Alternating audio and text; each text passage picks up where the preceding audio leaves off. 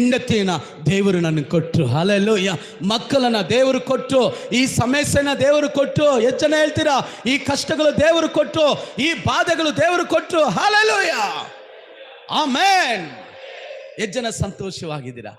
ನನಗೆ ನಿಜವಾಗಲೂ ಈ ವಾಕ್ಯವನ್ನು ಕೊಟ್ಟಾಗ ಆಗಲಿಂದಲೇ ನಾನು ಬಹಳ ಸಂತೋಷವಾಗಿದ್ದೇನೆ. Amen, hallelujah. ಕೊಡಿರಿ, ಆಗ ನಿಮಗೆ ಕೊಡಲ್ಪಡುತ್ತದೆ.